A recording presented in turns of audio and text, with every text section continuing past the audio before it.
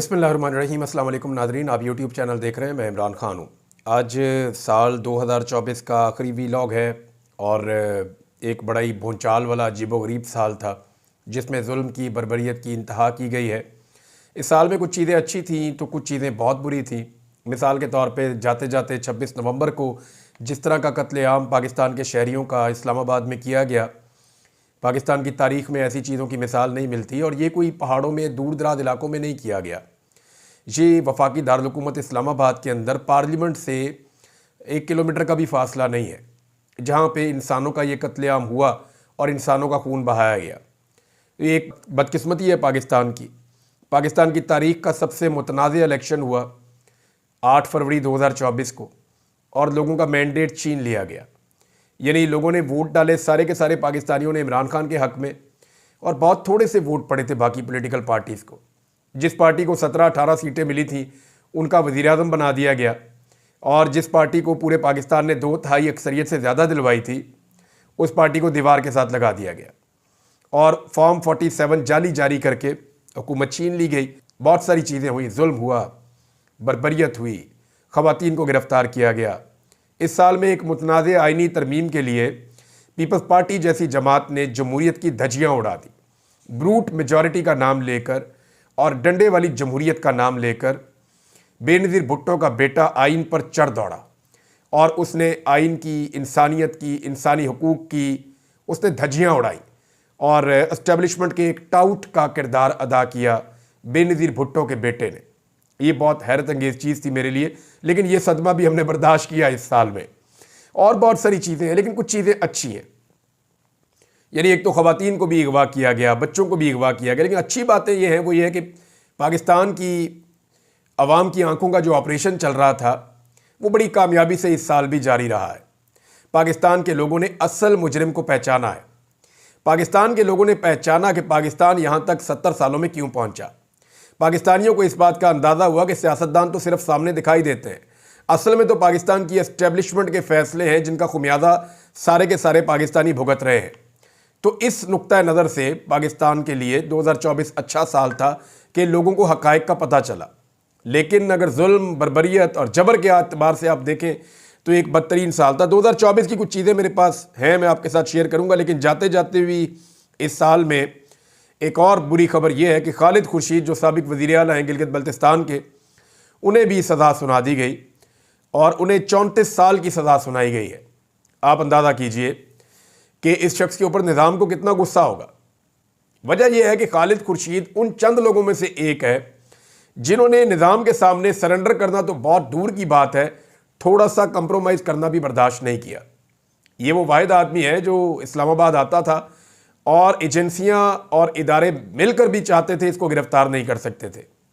इस शख्स ने डट कर इमरान खान साहब का साथ दिया, उनके मौक़िफ़ के साथ खड़ा हुआ और सज़ा के तौर पे इसको नाअहल करवाया गया। फिर इसकी हुकूमत गिरा दी गई। पाकिस्तान तहरीक इंसाफ दोबारा अपना वज़ीर आला मुंतखब करना चाहती थी तो वहाँ पर असम्बली बंद कर दी गई। उस वक्त इस शख्स ने जो तकरीर की उसके नतीजे में इसको आज 34 साल की सज़ा सुना दी गई है। और ये शख्स ये कहता है कि मैं दोबारा वही बात करूंगा। फिर वीडियो आई, वो वही बात कर रहा है। तो मेरा ये मानना है कि ये आदमी पहाड़ जैसा हौसला रखता है, बल्कि इमरान खान के साथ खड़े होने के लिए जितनी कुर्बानी इसने दी है और जिस बहादुरी के साथ ये खड़ा हुआ है, शायद सब लोग ऐसे खड़े नहीं हो सकते।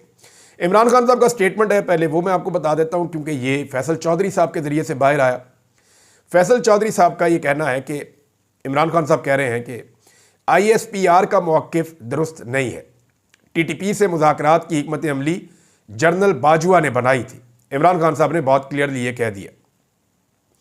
6 वकील जाकर मिले इमरान खान साहब से जेल के अंदर, और इमरान खान साहब के खिलाफ मुकदमात की जो सीरीज़ चल रही है वो सारी चीज़ें फिर वहाँ डिस्कस होती रहती हैं। और ज़्यादातर जो मुकदमात इमरान खान साहब के हैं या इमरान खान साहब के कारकुनों के हैं या बाकी लीडर्स के हैं, उनकी कोई हकीकत नहीं है, कानूनी हकीकत नहीं है, सारे सियासी नौयत के मुकदमात हैं। 2024 में सियासी नौयत के मुकदमात बनाने की भी एक भरमार रही। मेरे लिए 2024 का 2 वाक़यात सबसे खौफनाक हैं ज़ाती तौर पे अगर मैं ये कहूँ तो। एक जिसकी मुझे हमेशा तकलीफ़ रहेगी कि मैं एहराम में जा रहा था हज करने के लिए, और उससे पहले इंटेलिजेंस के कुछ लोग मुझे मिले थे चंद दिन पहले, और उन्होंने मुझे यकीन दहानी करवाई थी कि आपको ये सिस्टम अब नहीं रोकेगा, आप अदालत से अगर परमिशन ले लेते हैं तो इमरान साहब अब आपको कोई नहीं रोकेगा। जो विक्टिमाइज करने की हमारी पॉलिसी थी वो बदल चुकी थी। ये मुझे दावा किया ऑफिसर्स ने, एजेंसियों के अफसरान ने, और वो मुझे कहते जी हम अचानक यहाँ पे आ गए। मैंने कहा यार अचानक तो आप कहीं पे भी नहीं आते। बोले आपने कहना क्या है? तो उन्होंने कहा जी आप जो है वो बेफिक्र हो जाएं, अभी पॉलिसी बदल रही है। मैंने कहा जी जब बदलेगी तो देखेंगे। बहरहाल उन्होंने मुझे ये कहा बातों बातों में कि आप हज पे जा रहे हैं। मैंने कहा जी बिल्कुल, मैंने अदालत से रुजू किया हुआ है। तो जी हम आपको पेशगी मुबारकबाद देते हैं कि आप हज पे जा रहे हैं और आप ज़रूर हज पे जाएंगे। मैंने कहा जी हज पे तो मैं चाहूँगा, मैं पूरी कोशिश करूँगा, लेकिन मुझे नहीं लगता कि आप लोग जो है वो इसके लिए राज़ी हैं या ज़हनी तौर पर आप तैयार हैं। तो उन्होंने कहा नहीं नहीं नहीं, हमारी पॉलिसी बदल गई, आप बेफिक्र रहे हैं सर, आप ज़रूर हज पे जाएंगे। मैंने कहा मैं तो पिछले साल भी नहीं जा सका। तो जिस तरह मेरे साथ वो सलूक किया गया, उसको 2024 के इस सलूक को मैं सारी ज़िंदगी नहीं भूलूंगा। पाकिस्तान की तारीख में कभी किसी के साथ 70 साल में ये नहीं हुआ जो इन्होंने घटिया और गंदी और बेहुदा हरकत की है, बेशरम। मुझे यकीन करें, अगर मुझे गालियाँ देने वाला मैं इंसान होता तो मैं गंदी गालियाँ नंगी देता, और मुझे पता है ये किसके ऑर्डर के ऊपर हुआ है, लेकिन अल्लाह रब्बुल इज़्ज़त देख रहा है। दूसरी चीज़ ये है कि मुझे ये लगता था कि चलो गिरफ्तार कर लेना, ये सारा कुछ कर लेना, इतना मार्जिन मैंने रखा हुआ था कि शायद रियासत एक लेवल से आगे नहीं लाएगी। लेकिन जब ये कत्लेआम हुआ नवंबर में, और जिस तरह के हालात मैंने सामना किया, यही वक्त आएगा मैं बताऊंगा कि मैं किस तरह अपनी जान मेरी बची है, और अल्लाह रब्बुल इज़्ज़त जान बचाने वाला है। मारने वाले से तो बहुत बड़ा है ना वो बचाने वाला। तो इस साल जिस तरह की सूरत हाल मैंने देखी कि कोई किसी की जान क्यों ले सकता है सिर्फ इसलिए कि उसका पॉइंट ऑफ व्यू अलग है, इस लेवल तक नफरत ये भी मैंने इस साल देखा। तो ये दो चीज़ें तो मैं कभी भूल नहीं सकता। बहरहाल बाकी खबरों की तरफ आ जाए। इमरान खान साहब ने मजीद क्या कहा। इमरान खान ने मुज़ाकरात में साने 9 मई और 26 नवंबर एहतजाज पर जुडिशल कमीशन बनाने का मुतालबा दोबारा दोहराया है। हमारे 21 कैदियों को जमानतें मिली हैं। फैसल चौधरी के मुताबिक इमरान खान ने कहा कि ISPR का मौक़िफ़ दुरुस्त नहीं है। तालिबान एस्टेब्लिशमेंट के मामले पर जनरल बाजवा ने हिकमत अमली दी थी। अफ़गानिस्तान का मसला मुज़ाकरात से हल होगा। बातचीत एक मौसर रास्ता है मामलात को हल करने के लिए, मगर यहाँ स्पेशल वफद काबुल भेजते हैं और दूसरी तरफ बमबारी कर देते हैं। फैसल चौधरी ने कहा कि मिलिट्री अदालतों से सज़ाएँ मुतनाज़े हैं। इन ट्रायल में इंसाफ होता नज़र नहीं आता। इन ट्रायल में शफाफियत का अंसर गायब होता है। पाकिस्तान के आइन की हिफाजत की जाए और ह्यूमन राइट्स का ख्याल रखा जाए। हम मुज़ाकरात में रियायत नहीं मांगते, हम इंसाफ मांगते हैं। हमारे लीडर की सियासी टारगेटिंग हो रही है। हम हुकूमत की संजीदगी देखने के लिए 31 जनवरी तक की डेडलाइन दे रहे हैं। पूरा महीना पड़ा है, अभी तो आज आखिरी तारीख है दिसंबर की। कल से ये टाइम पीरियड शुरू हो जाएगा, 1 महीना और है, और 1 महीना बहुत होता है अगर नीयत हो मुज़ाकरात करने की। तो फिर इमरान खान साहब ने जो है वो पूरे अज़म के साथ इमरान खान साहब खड़े हैं, ये बताया उनके वकील ने। और ये साल एक मुश्किल तरीन साल था, लेकिन अगले साल के लिए इमरान खान साहब कह चुके हैं कि अगला साल कामयाबी का साल है और हकीकी आज़ादी का साल है और लोगों को उनके हकूक़ मिलेंगे। अलीमा खान साहबा ने भी इशारा दिया कि इमरान खान साहब बाहर आएंगे और वो विक्ट्री का साइन बनाने की बजाय शायद मुक्का लहराएंगे। इमरान खान साहब को जब गोलियां लगी थी तब भी उन्होंने मुक्का लहराया था। और इमरान खान के साथ जो जुल्म और जबर हुआ इसके बावजूद वो झुके नहीं, ये उनकी एक बहुत बड़ी कामयाबी है। अब पूरा निज़ाम इमरान खान साहब की मिन्नतें कर रहा है क्योंकि उनको छोड़ना मजबूरी बन चुकी है। और कितने मुकदमे दर्ज कर सकते हैं बताएं ना। 250 से ज़्यादा मुकदमे इमरान खान साहब के खिलाफ दर्ज हो चुके हैं। 95% से ज़्यादा मुकदमात में इमरान खान साहब अपने आप को निकाल चुके हैं। ये थोड़े से मुकदमात 2-4 रह गए हैं। इन मुकदमात में भी इमरान खान साहब ने आने वाले 1-2 महीनों में निकल जाना है, तो फिर और मुकदमात डाल दिए जाएंगे। कैसे डालेंगे और मुकदमात, उसको जस्टिफाई कैसे करेंगे? जो बाइडन के दौर में तो आपको जस्टिफाई करने की ज़रूरत नहीं थी क्योंकि जो बाइडन इंतज़ामिया सपोर्ट कर रही थी पाकिस्तानी एस्टेब्लिशमेंट को और हुकूमत को। लेकिन अब जब वो सपोर्ट हट गई है तो नए मुकदमा डाले नहीं जा सकते, पुरानों में जेल में रखा नहीं जा सकता, तो अल्टीमेटली इमरान खान ने बाहर आना है। अब बाहर लाने से पहले पूरे निज़ाम को जल्दी पड़ी हुई है कि कुछ भी करके इमरान खान के साथ कोई डील बना ली जाए। लेकिन इमरान खान साहब को जल्दी कोई नहीं है, ना वो डील करना चाहते हैं। जमायमा खान ने एक इंटरव्यू दिया है बैनुल अक़वामी मीडिया को, और उस इंटरव्यू में जमायमा खान ने कहा कि इमरान खान साहब के बच्चे परेशान हैं। देखें, वो उनके बच्चों की माँ तो है ना। अब इमरान खान साहब के साथ उनकी तलाक हो गई है, लेकिन इस खातून ने बार बार साबित किया कि वो वफादारी के साथ इमरान खान साहब के साथ खड़ी है। जब भी कोई प्रॉब्लम या मुश्किल आई और वो मदद कर सकी तो उन्होंने बताया जी ठीक है, ये चीज़ मेरे पास है, मैं इसमें मदद कर सकती हूँ, क्योंकि वो इमरान खान के बेटे उनके पास हैं और वो उनके बच्चों की माँ है। तो वो ये बता रही है कि उनके बेटे परेशान हैं और इंसानी हकूक़ की जो पामालियाँ हो रही हैं, इस हवाले से हमें तशवीश और परेशानी है। अब आ जाइए 2024 के अंदर पाकिस्तान में मरकज़ निगाह कौन रहा, ये है जी सबसे बड़ा सवाल। तो तमाम निगाहों का मरकज़ 2024 में इमरान खान साहब रहे। कोई और इतना मकबूल पाकिस्तान में नहीं हो सका जितने मकबूल इमरान खान साहब हुए 2024 में। 2025 में शायद ये मकबूलियत इससे भी ऊपर जाएगी, लेकिन जिनकी हुकूमत बनाई गई उनकी हालत ये है। और क्या है ज़रा ये देख लें आप, ये मैं आपको सिर्फ सोशल मीडिया का एनालिसिस दे रहा हूँ। अशर बाजवा साहब ने ये किया है, बड़ा कमाल काम करते हैं। उन्होंने तमाम चैनल्स की व्यूअरशिप इकट्ठी की, जितने मेन स्ट्रीम मीडिया है उनके भी सारे व्यूज इकट्ठे किए, और वो सबको लगाने के बाद यानी 8,26,000 से जायद वीडियोस अपलोड की गई हैं। 8,26,000 से जायद। इतने ज़्यादा डाटा का एनालिसिस करना और इकट्ठा करना ये बहुत मुश्किल काम है, लेकिन क्योंकि वो एक्सपर्ट हैं, वो इसके सॉफ्टवेयर्स को जानते हैं, तो उन्होंने ये सारा डाटा इकट्ठा किया और उस डाटा की बुनियाद के ऊपर एक एनालिसिस हमारे सामने रख दिया है जो फैक्ट बेस है, जो फैक्चुअल है, और इसका ये पूरा एक चार्ट भी मौजूद है। उन्होंने बताया पॉलिटिकल फिगर्स की अगर आप बात करें ना, तो पॉलिटिकल लीडर्स के दरमियान जितने भी व्यूज़ थे उनका 63% अकेले इमरान खान साहब ने लिया। जितने भी व्यूज़ थे अकेला इमरान खान जेल में बैठा, एक लफ्ज़ नहीं बोला, एक तस्वीर बाहर नहीं आई, फिर भी 63% आप अंदाज़ा करें। वो खुदा की पनाह, जो बंदा बाहर हो, बात कर रहा हो, लोग उसको सुन रहे हो, वो दिखाई दे रहा हो, तब तो मानते हैं जी इसके व्यूज़ आ रहे हैं। एक बंदा मौजूद ही नहीं है, आपने उसकी कोई वीडियो नहीं देखी, आपने कोई उसकी ऑडियो नहीं सुनी, उसकी पुरानी वीडियो, पुरानी ऑडियो और पुरानी तस्वीरों के ऊपर जो व्यूज़ मिले हैं वो 63% हैं पाकिस्तान के टोटल व्यूज़ के। यानी ये लगभग 8.25 लाख वीडियोज़ हैं और उनमें 63% व्यूज़ उस बंदे को मिल रहे हैं जो पूरा साल दिखाई नहीं दिया, नजर ही नहीं आया, सुनाई नहीं दिया। 63% से ज़्यादा व्यूज़, जबकि बाकी पॉलिटिकल पार्टीज के सबके मिलाकर 37% हैं। नवाज शरीफ 13, 3 दफ़ा का वज़ीर आज़म, मरीम नवाज 11, ज़बरदस्ती की वज़ीर आला पंजाब, शहबाज शरीफ 5, बिलावल और मौलाना फजल रहमान 3-3 और जरदारी 2%। ये औकात है बाकी पॉलिटिकल लीडर्स की इमरान खान के सामने। अब आ जाए ज़रा पाकिस्तान तहरीक इंसाफ के टाइटल वाली वीडियोज़ के व्यूज़ और बाकी पॉलिटिकल पार्टीज़ के वीडियोज़ की व्यूज़। अब इसमें भी एक चार्ट मौजूद है हमारे पास सामने। 78% ऑडियंस, 78% ऑडियंस पाकिस्तान तहरीक इंसाफ के साथ, उनके व्यूज़ के साथ है, उन्हें देख रही है। जबकि बाकी जो ऑडियंस है उसमें ये डाटा मेरे सामने है, मैं आपको पढ़ के सुना देता हूँ। नून लीग को जी 13% व्यूज़ मिले हैं टोटल मिलाकर, पीपल्स पार्टी को मिले हैं जी 5%, MQM को मिले हैं जी 2%, जमीयत उलमा इस्लाम फजल रहमान साहब को मिले हैं जी 1%, और तहरीक लब्बैक पाकिस्तान को मिले हैं जी 1%, और IPP को मिले हैं जी 0%। जमात इस्लामी जो जेल में बैठे हुए आदमी से उनके अमीर कह रहे हैं कि तुम गारंटी दो कि इसराइल को नहीं मानते, और जो हुक्मरान में बैठे हुए, हुकूमत में बैठे हुए, उनसे वो गारंटी नहीं मांग रहे, उनसे बात नहीं कर रहे, और जेल में बैठे हुए आदमी को टारगेट कर रहे हैं एस्टेब्लिशमेंट के कहने के ऊपर। आप अंदाजा कीजिए, बड़ी अफसोसनाक बात है। तो जमात इस्लामी के भी 0%। जब इस तरह के काम करेंगे तो यही होगा, यानी जो टोटल व्यूज़ हैं उनका 0% तकरीबन बनता है, 1% से भी बहुत कम। ये जनाब जमात इस्लामी को मिला है। ये है जी इस वक्त इमरान खान साहब की मकबूलियत जब 2024 का आखिरी सूरज गरूब हुआ।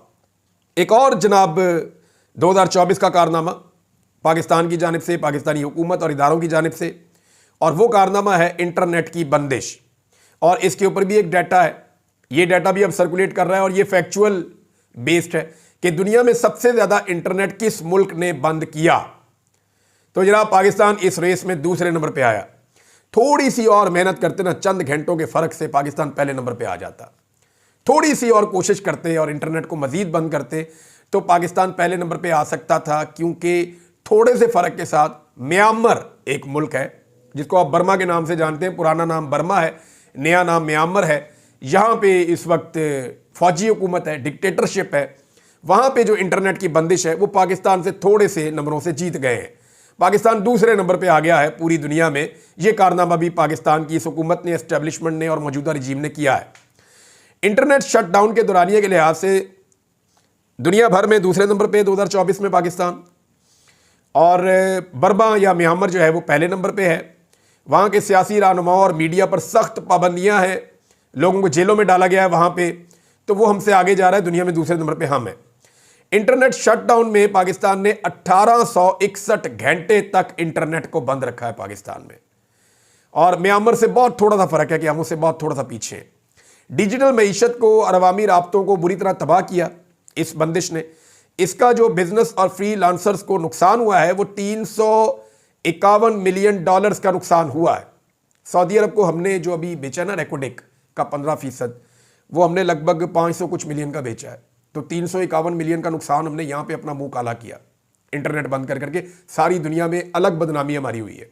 और ये जो सऊदी अरब को हमने बेचा है ना रेकोडेक, इसकी कहानी मैं आपको पूरी बताता हूँ कि ये एक्चुअली है कितने का, हमने बेच कितने का दिया और ये हुक्मरान कर क्यों रहे हैं और ये क्यों सऊदी अरब को राज़ी करना चाहते हैं, किस मकसद के लिए करना चाहते हैं।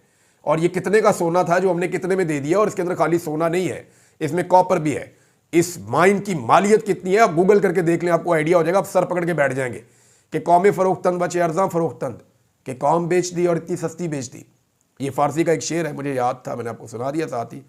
बहरहाल जनाब, सबसे बड़ा नुकसान है जो एशिया के ममालिक को हुआ, उनमें सबसे बड़े नुकसानात में से एक नुकसान ये है कि तकरीबन 83 मिलियन इंटरनेट सारिफीन जो हैं इन बंदिशों से मुतासिर हुए। इससे कारोबार मुतासिर हुआ, तालीमी सरगर्मियाँ मुतासिर हुई, ऑनलाइन सरगर्मियाँ जितनी भी हैं वो मुतासिर हुई, लोगों के राब्ते मुनक़ता हो गए। जो डिजिटल मईशत है वो डिजिटल दहशतगर्दी के नाम के ऊपर तबाह कर दी गई। यानी डिजिटल टेररिज्म की एक टर्मिनोलॉजी हमने सुनी ना, फिर मैंने देखा पाकिस्तान में जैसे इंटरनेट को बंद किया गया तो उसकी बुनियाद के ऊपर पाकिस्तान की जो डिजिटल मईशत है या डिजिटल इकॉनमी है उसको बुरी तरह तबाह किया गया है। और इसके बाद जो पाकिस्तान के टैलेंट के साथ हुआ, जो पाकिस्तान से लोग पैसा लेकर पाकिस्तान से बाहर भागे, ये रीजंस होते हैं ना। आप लोगों को माहौल देते हैं तो लोग यहाँ पे रहकर काम करते हैं। एक और जो जाते जाते भंड किया, जो जाते जाते बेड़ा गर्क किया पाकिस्तान की मईशत का, जिसका खुमियाजा हम अगले साल भुगतेंगे। और मैं आज आपको वार्न कर रहा हूँ और आपको बता रहा हूँ कि गंदम के हवाले से एक बड़ा बहरान हमारे सर पे खड़ा है और इसकी निशानदेही जो है मुजम्मिल असलम साहब ने की है। और ये डाटा अवेलेबल है, आप जाकर इसको चेक कर सकते हैं। और इस पे जनाब जंग ग्रुप, जो बहुत फेवरेट ग्रुप है हुकूमत का, उसने भी इसके ऊपर रिपोर्टिंग कर दी है। पाकिस्तान में जो हमें गंदम चाहिए थी, पंजाब में उसका हदफ रखा गया था कि कम से कम 16.5 मिलियन एकड़ के ऊपर गंदम लगे तो हमारी ज़रूरियात पूरी होती हैं। 16.5 मिलियन एकड़, यानी कम से कम जो है वो 16.5 मिलियन एकड़ के ऊपर गंदम लगनी चाहिए। लेकिन जो अभी डाटा आया और जो चेक हुआ वो ये कह रहा है कि सिर्फ 12 मिलियन एकड़ पर ही गंदम काश्त की जा सकी है, यानी 25% गंदम कम काश्त हुई है टारगेट से। इसकी वजह क्या है? मरियम नवाज ने किसानों को रोल के रख दिया। पहले उनको कहा गंदम इस कीमत पे खरीदेंगे, वो कीमत इंतहाई कम रखी, किसान खसारे में जा रहा था। फिर उस कम कीमत के ऊपर भी गंदम खरीदने से इनकार कर दिया, जिसकी वजह से किसान की कमर टूट गई। वो अपनी गंदम बेचने के लिए बेचारा मजबूर हो गया। आड़तियों ने ओने पोने उससे गंदम खरीदी, मिडल मैन ने बेशुमार पैसा बनाया और किसान कंगला हो गया। अब किसान अपनी ज़रूरत से ज़्यादा गंदम लगा नहीं रहा। जब वो ज़्यादा गंदम नहीं लगा रहा, क्योंकि उसके ऊपर अखराजात करेगा, बाद में ये खरीदेंगे नहीं, तो वो पहले ही नुकसान उठाकर बैठा हुआ है। तो इस वजह से हमारी जो काश्त है वो कम हो गई है। अब जब काश्त कम हो गई है तो इससे मिलती जुलती सूरत जो है वो सिंध से भी रिपोर्ट हो रही है कि वहाँ पे भी सूरत हाल कोई इतनी हौसला अफजा नहीं है। गंदम की जो काश्त का टारगेट था वो वहाँ पे भी शायद पूरा नहीं हुआ। अब गंदम अगर कम होगी तो आप करेंगे क्या? यूक्रेन और रूस में तो पहले जंग लगी हुई है, जहाँ से आप पहले गंदम ले लेते हैं, तो सिचुएशन उतनी फेवरेबल तो है नहीं। अब मामला यह है कि पाकिस्तान के अंदर गंदम का बहरान पैदा होगा और उस बहरान के लिए जो सबसे बड़ी जिम्मेदार शख्सियत है वो नवाज शरीफ की बेटी है, जिसने किसानों को धोखा दिया। पहले एक कीमत मुकर्रर की और फिर उस कीमत के ऊपर गंदम खरीदने से इनकार कर दिया। अब नाज़रीन, एक नया मनसूबा लॉन्च किया गया है, एक नया लॉलीपॉप पाकिस्तानियों को देने की कोशिश की जा रही है कि जी उड़ान पाकिस्तान मनसूबा ला रहे हैं, ये जी बड़ा ज़रूरी है और इससे पाकिस्तान की उड़ान होगी और ऊपर जाएगा। कभी ये ले आते हैं SIFC, कोई फ़र्क नहीं पड़ता। कभी कर्ज उतारो मुल्क संवारो, कोई फ़र्क नहीं पड़ता। कभी सबसे पहले पाकिस्तान का नारा, कोई फ़र्क नहीं पड़ता। कभी वन विंडो ऑपरेशन, कोई फ़र्क नहीं पड़ता। कभी मईशत का इनकलाब, बेशुमार प्रोजेक्ट हम हर साल सुनते हैं। हुकूमतें आती हैं, नए से नए प्रोजेक्ट लॉन्च करती हैं, पाकिस्तान का फ़ायदा ही नहीं होता। एक दफ़ा पाकिस्तान में एक प्रोजेक्ट लॉन्च करें, पाकिस्तान का फ़ायदा हो जाएगा।